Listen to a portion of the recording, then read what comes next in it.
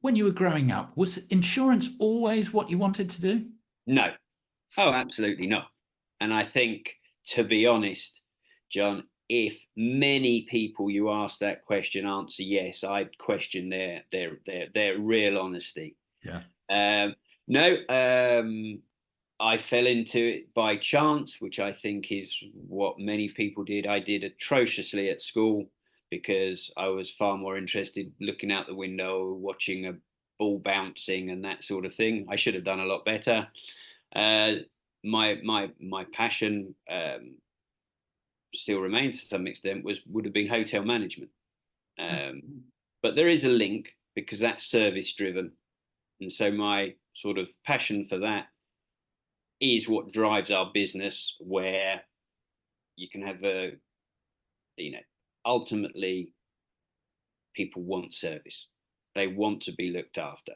Yeah. So there is a link, but no, it was not my dream. I did not wake up Wednesday, I must get into the insurance industry. But I can't complain. It's been good, and it's enabled me to do a lot and travel the world. Yeah. Since you've been kind of owning your own insurance business, Hayden, what do you think is the biggest issue that you've had to overcome? Regulation, Oh, okay, yeah.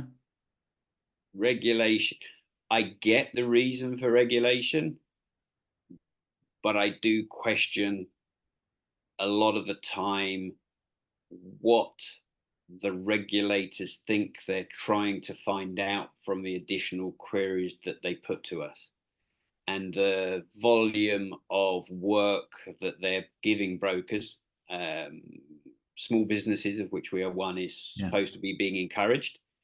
And I think a lot of people, not just in the insurance industry, but in other areas, are shying away from being entrepreneurial and having their own businesses because they look at the regulations and go, no, thanks very much. I'll work for somebody else or one thing and another. So I'm not regulation has there's a need for regulation, Yeah. but I would say we have gone and are in danger of becoming absolutely over regulated, and that is a big concern.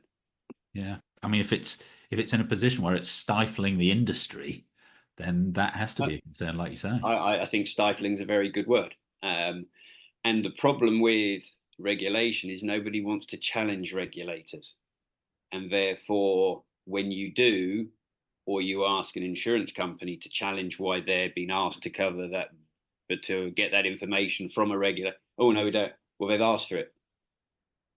Well, a child asks for ice cream 4 times a day, they don't get it 4 times. Yeah. It's the same principle. So that's the biggest issue at the moment. Hayden, when you look back over your time in the business and beyond, what would you say have been your kind of your biggest learnings in business, but also in life, Hayden? What would you say? I think the biggest learnings are what I touched on before, that whether we were in 1989 when I first entered the insurance industry or in 2024, human beings want to have the ability to talk to a human being and have an intelligent conversation.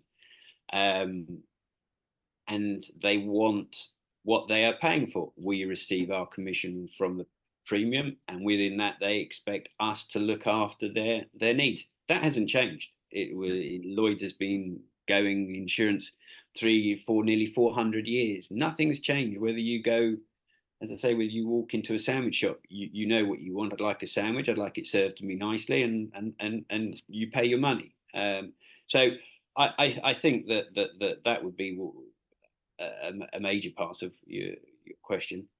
Yeah. Hayden, who comes to mind when you think about success, and why would that be? Success in industry or success in life? Well, both actually. Either. Um,